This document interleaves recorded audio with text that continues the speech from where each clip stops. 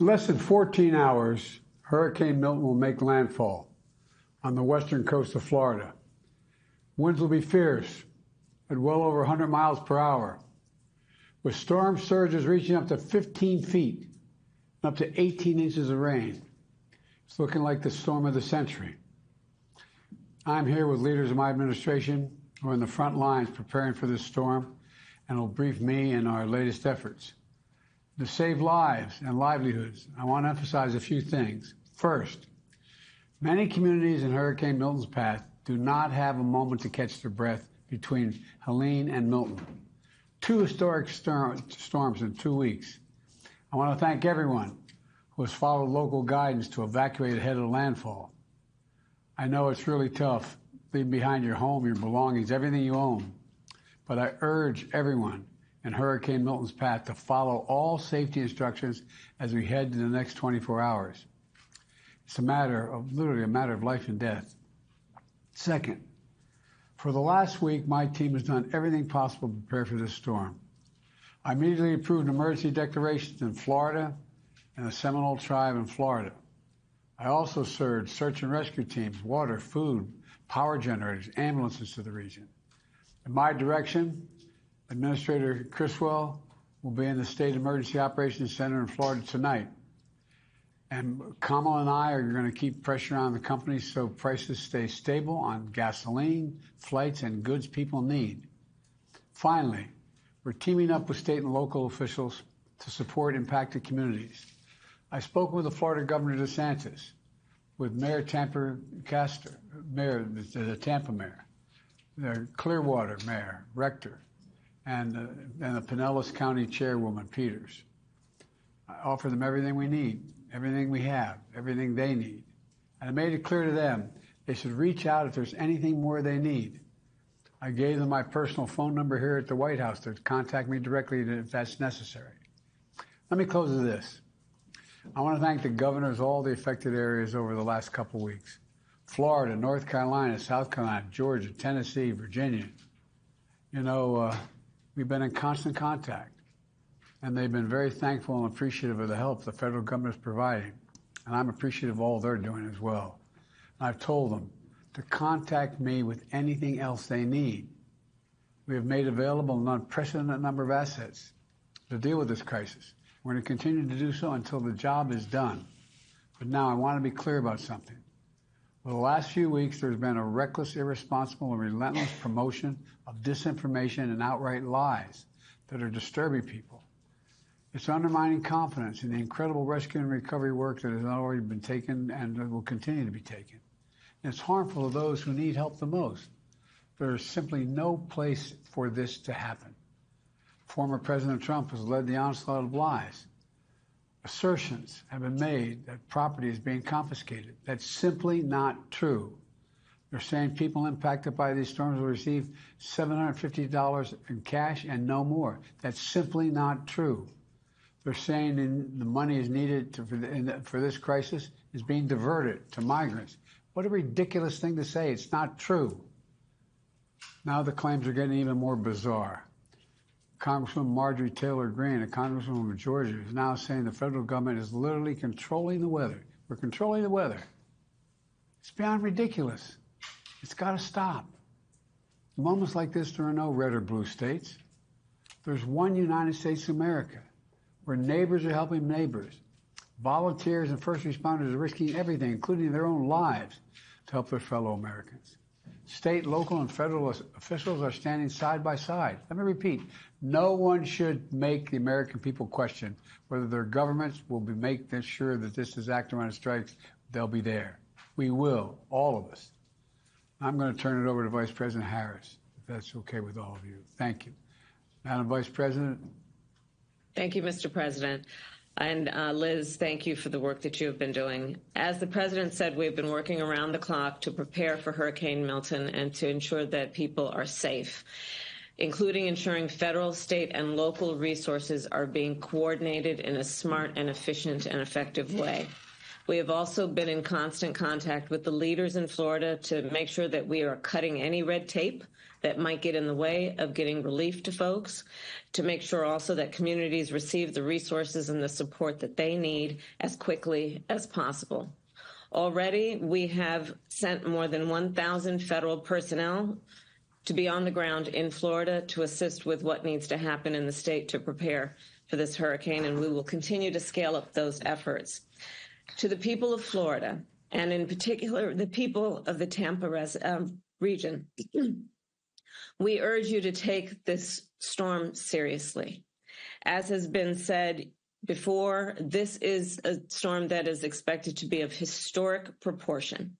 And many of you, I know, are tough, and you've ridden out these hurricanes before. This one's going to be different. And so we ask you that by every measure, understand it's going to be more dangerous, more deadly, and more catastrophic. So please listen to your local officials. They know what they're talking about. They know what they're doing. And if you are told to evacuate, please evacuate immediately. Do not wait until it is too late. And in the hours and days ahead, President Biden and I and our administration will continue to do everything we can to protect the people who have been in the path of this storm. And once the storm has passed, we will be there to help folks recover and rebuild, as we continue to do for those communities in Florida, Georgia, North and South Carolina, and across the Southeast who have been devastated by Hurricane Helene.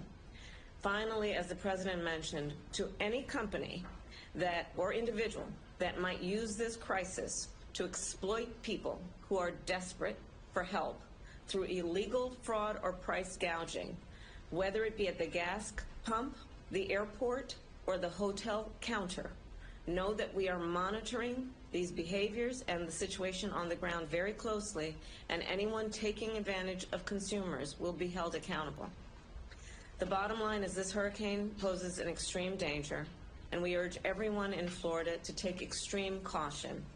And we are with you, and we will get through this together. And with that, I will hand it over to Homeland Security Advisor Liz Sherwood-Randall. Thank you, Madam Vice President. Mr. President, Madam Vice President, you will now receive a briefing on the latest forecast for Hurricane Milton and actions that we have taken to prepare for it and be ready to respond to it. You'll hear from Administrator of FEMA, Deanne Criswell, the Director of the National Hurricane Center, Mike Brennan, the Director of the National Weather Service, Ken Graham, Secretary of Homeland Security, Ali Mayorkas, and the Commandant of the Coast Guard, Admiral Linda Fagan. We'll begin the briefing with Administrator Criswell. Over to you, Deanne. Thank you, Liz. Mr. President, Madam Vice President, I just want to assure you we are taking this storm very seriously.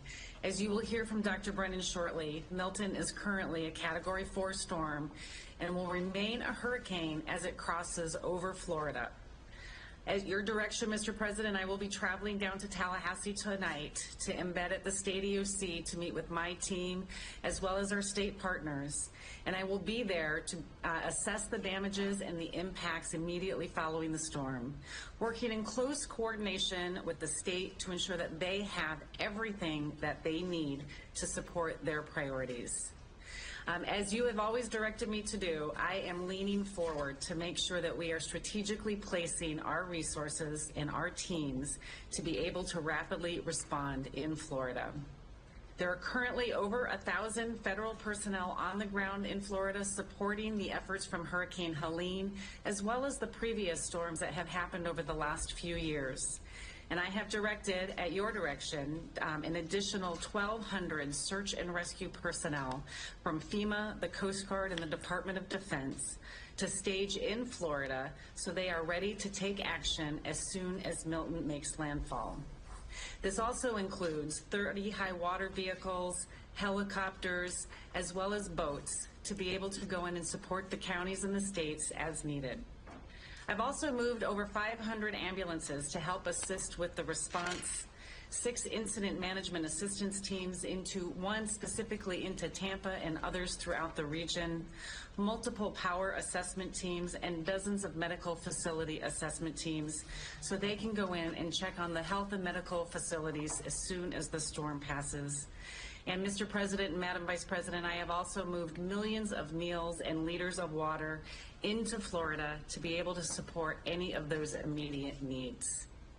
I really appreciate, Mr. President and Madam Vice President, your continuous effort to help lift up the warnings and the guidance that you just gave about what people need to do in the path of Hurricane Milton.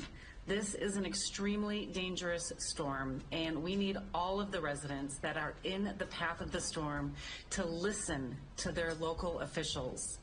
They will tell you if there's still time to evacuate or what you need to do if you are still where you're at. They will give you the right information about what you need to do to protect yourself where you are at right now.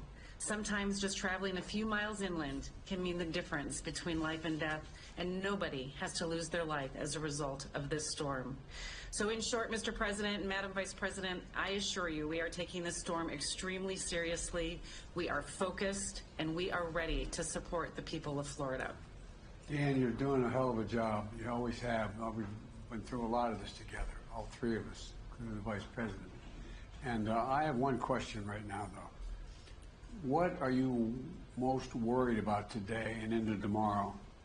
And what messaging can we do to help people in the hours before it makes landfall? Mr. President, the biggest concern is making sure people have gotten out of harm's way. Over the next 24 hours, we are going to see significant winds. We are going to see storm surge. We are going to see flooding from the rain. People need to be able to take this storm seriously. They need to move, if they still have time to move, out of harm's way. And we are prepared to support Florida with additional search and rescue assets to help save lives. That's our immediate concern, Mr. President, is saving lives over the next 24 hours. Have you ever seen a storm like this one since you've been in charge? I think this is going to be one of the biggest ones that we have seen after it makes landfall. I mean, we saw a lot of impact from Hurricane Ian, but this one is different. This one just looks different, and I think we're going to have a lot of impacts and people that are going to need our help, sir. Well, thank you very much. Administrator Criswell? Yes, ma'am.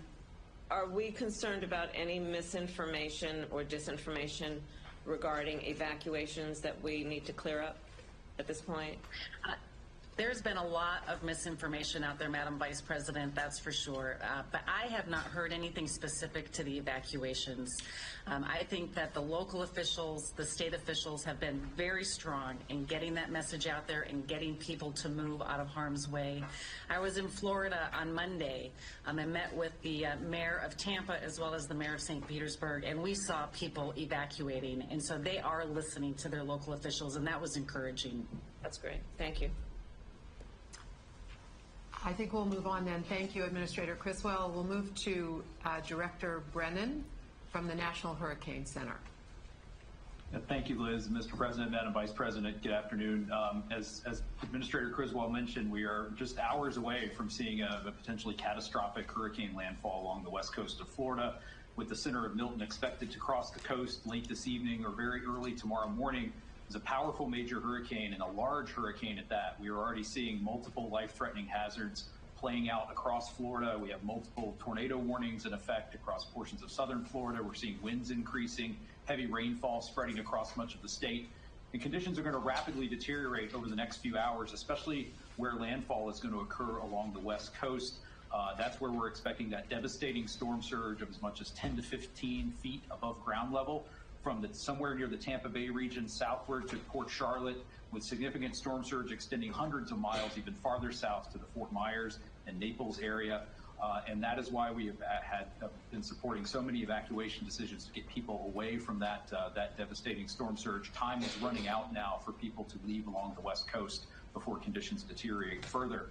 Additionally, Milton is going to be a powerful hurricane when it makes landfall and move quickly across the state and remain at hurricane intensity as it moves across Florida tonight and as it enters the western Atlantic during the day tomorrow. So that is going to bring the risk of hurricane conditions to much of the central portion of the state. We have hurricane warnings in effect from Fort Myers up through Tampa to Cedar Key along the west coast, all the way through the I-4 corridor across Orlando to Daytona Beach, up to St. Augustine, including the Cape Canaveral area and the East Coast down to Port St. Lucie. So a large area is at risk of seeing devastating wind impacts, widespread power outages, structural damage, and that could lead to a very unsafe environment after the storm, where we tend to see a lot of post-storm fatalities in this very dangerous environment that's left.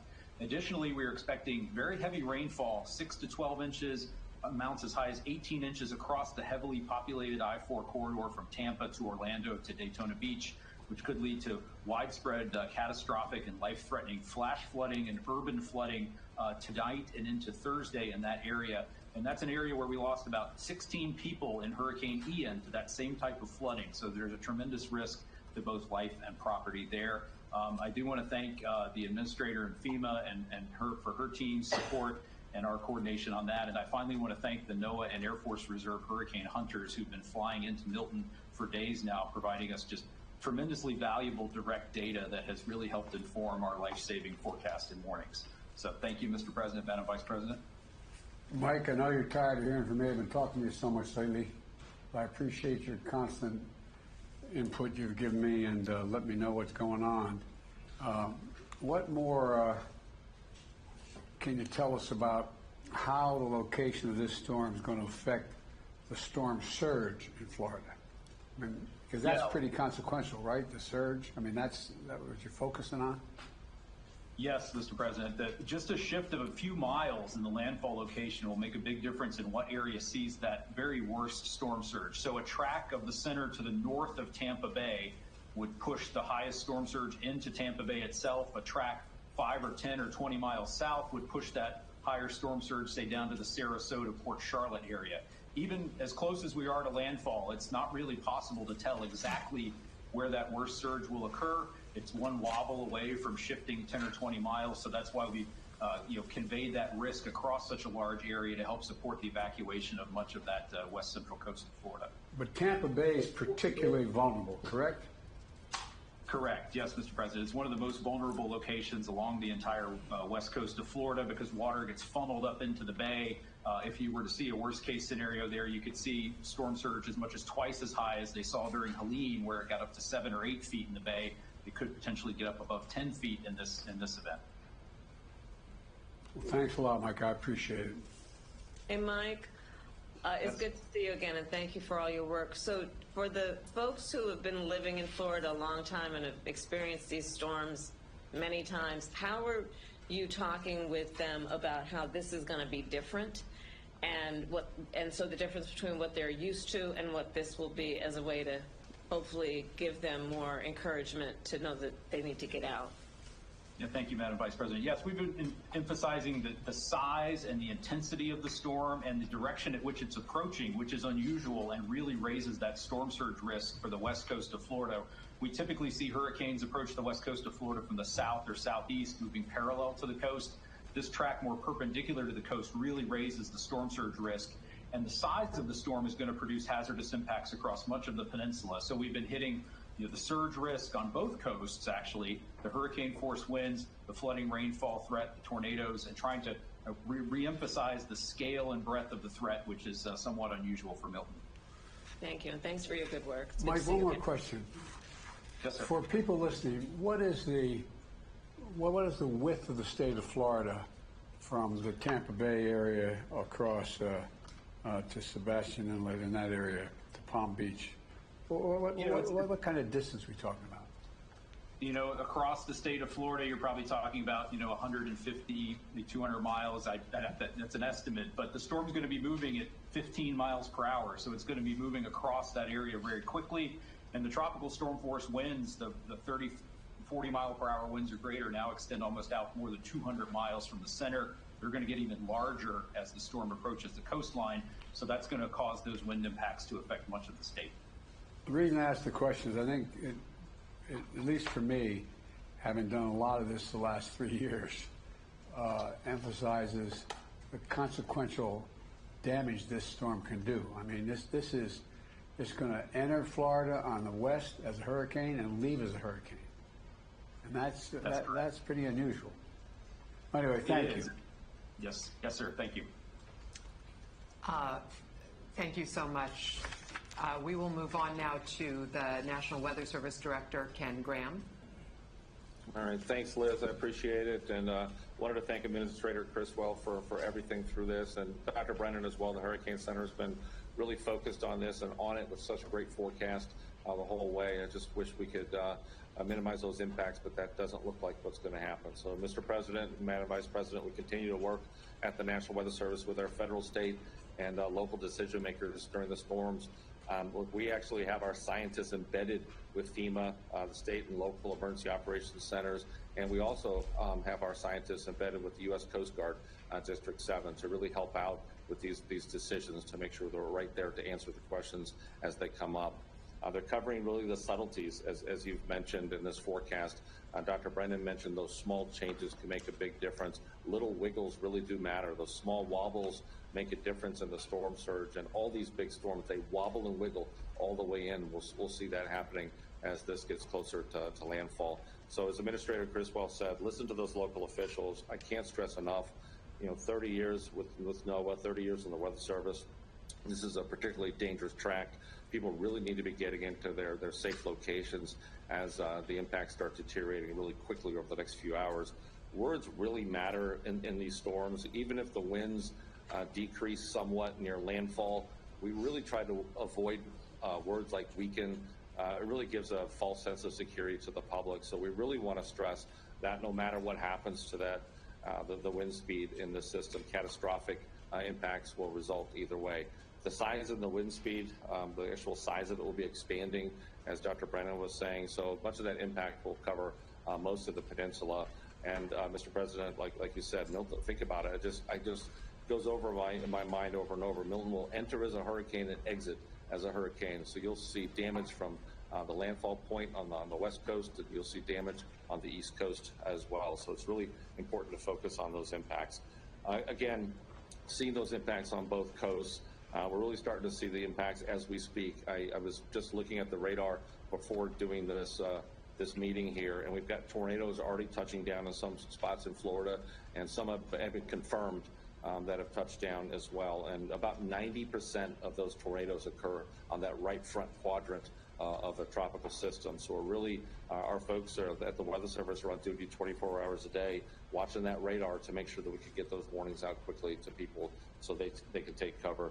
And as Dr. Brennan said, think about it, Mike, right, 140 miles wide, now we're 200, and we expect it to be greater than 240 miles away from the center with these winds. So that's a huge area that we can see some of that damage.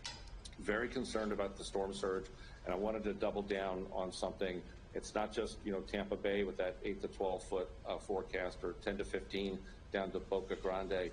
I mean, you could see 5 to 8 feet of storm surge all the way down to Chokoloskee. Think about Fort Myers, Naples, well away from that center.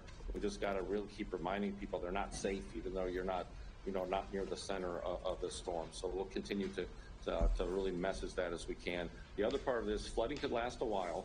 So unlike other areas with elevation, there's not much elevation in Florida. So some of these rivers are going to be slow to drain. Some of these rivers could stay up for about a week after the storm. And the storm surge will act as a blocker to drain some of that rain from the inland area. So that could really be add some challenges to some communities with the flooding and recovery efforts, as some of the roads will be pretty impassable. So, I was looking at this, Mr. President, Madam Vice President. Yesterday I said the clock was ticking. Today I'm saying the alarm bell's going off. People really need to start getting into their safe place. As always, the Weather Service remains on duty 24/7 to make sure the decision makers have all the information they need and the updates to this storm. Ken, I'd like to focus on one thing you said. I don't think most people would think it, but the idea that sometimes it takes days for rivers to crest after a major storm like this. Are there any particular areas of concern that are related to this type of flooding? And how long do you think the flooding conditions could last? In other words, I think people think once the winds are died down and gotten through that, okay, we're all set. But these rivers flooding are consequential, and it takes time, right? It takes time. That storm surge pushes up every nook and cranny of Florida. So it goes up bays, goes up rivers, it fills in all these areas.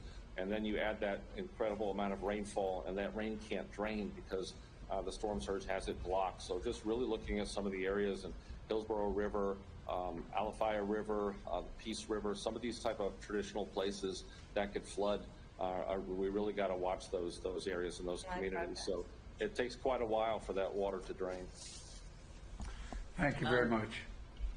Hey, Ken, I have a question for you. You mentioned words matter, and I know there's a lot of media following this briefing.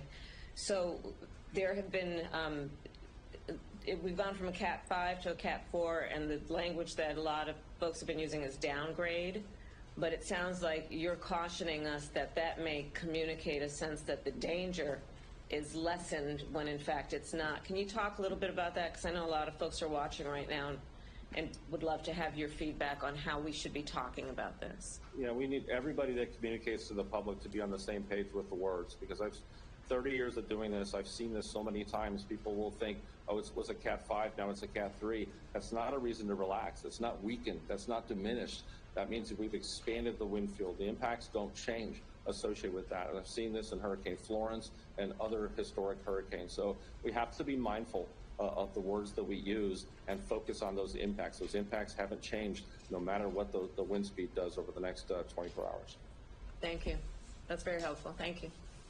Thank you, Director Graham. We'll go now to Secretary Mayorkas, the Secretary of Homeland Security. Ali, over to you.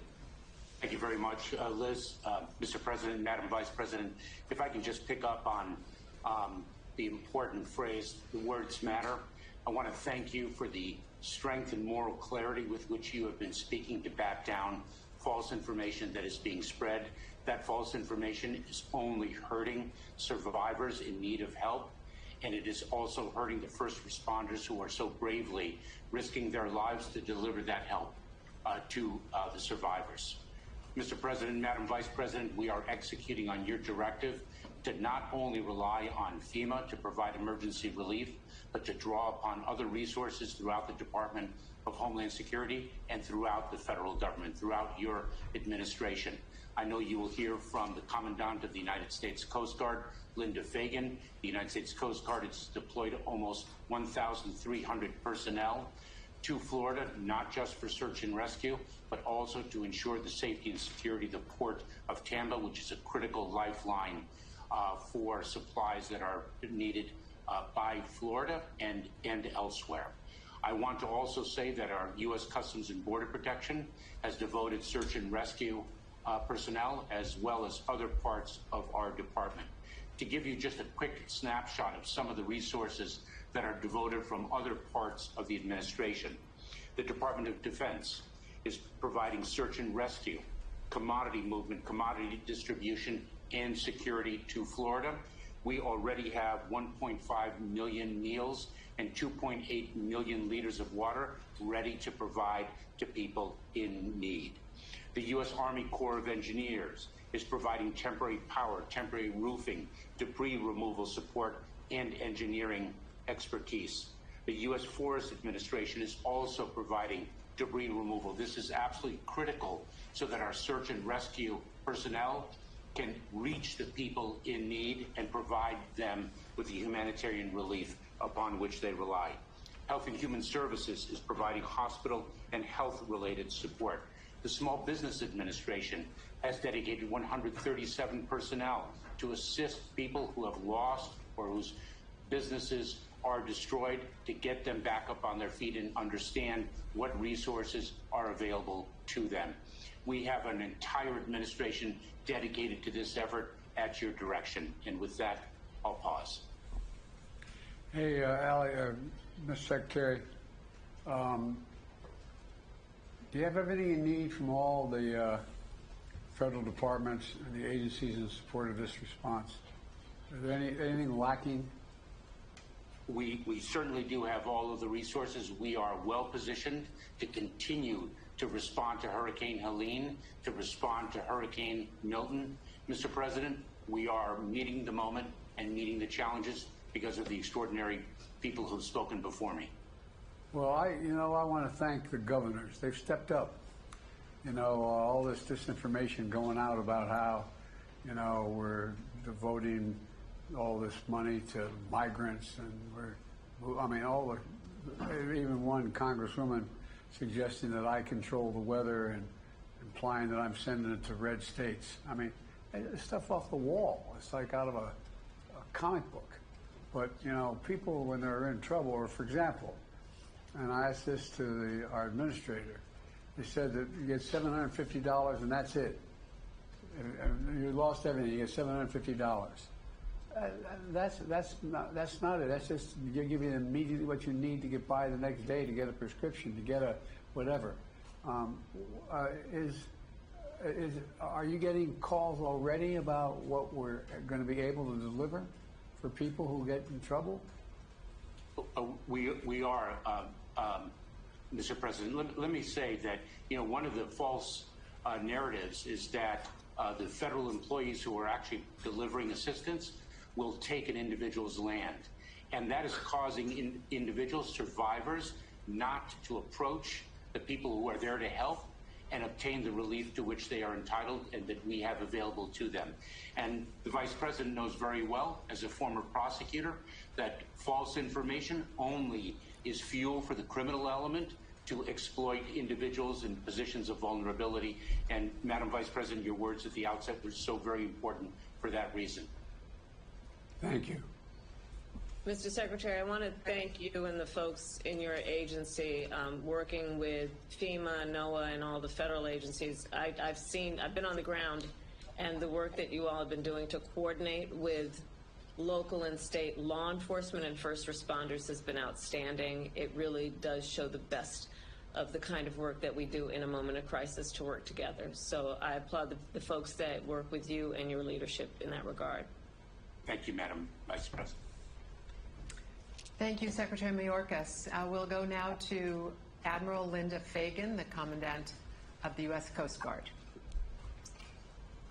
Thank you, Mr. President, Madam Vice President, and I want to assure you that the Coast Guard is ready to respond. We continue to monitor the storm closely and are mindful of how dangerous and devastating this storm is and the potential to the region, which is still recovering from Hurricane Helene.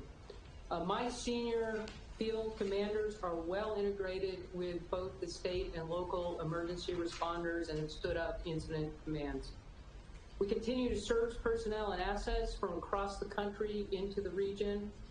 And I want to highlight how we prepare for storms. And so we have people in helicopters and aircraft and boats and cutters that would have been in harm's way for the passage of this storm. And we have sorely moved those people and assets out of harm's way for the storm.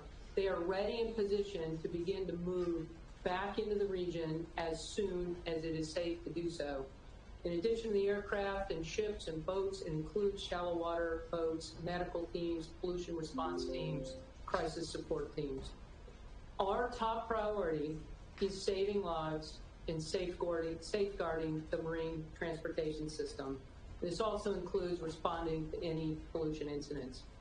We will begin to move back into the region as soon as it is safe to do so, with our primary initial focus being life-saving work and reopening the ports to re-enable the flow of commerce. I want to focus just for a minute on the Port of Tampa, which is the largest port in Florida. And depending on the impacts of the storm, there could be some impacts to the port and commerce flow. We will conduct overflights as well as bring ships into the region to ensure that the channel and the harbor is clear and safe for commercial traffic. We will work with the Army Corps of Engineers and others to do those assessments. We'll work to reestablish the aids to navigation constellation and work with the pilotage in the area to ensure that ships are able to move safely in and out of the Port of Tampa. We'll also need to ensure that the port has electricity for handling of cargo and cargo flows. So I share this with you, Mr. President, because we are myopically focused on regaining commerce flows into the Port of Tampa once the assessments are able to be made. It does take a little bit of time, but we will move with all urgency to ensure that Tampa is reopened for commerce and commercial flows. We continue to monitor the storm closely, and a number of our briefers have spoken on the need to heed the evacuation orders. And just like to emphasize that my first responders, and as one of the critical first response agencies for a hurricane response like this, my first responders have moved out of harm's way and are not in the path of the storm. They are ready for immediate reconstitution into the area, and you will see them moving quickly. But as the storm effects come on, people really need to move into a safe position so that they do not lose their lives. Mr. President, your Coast Guard is ready to respond, and we are well positioned for that. Thank you, sir.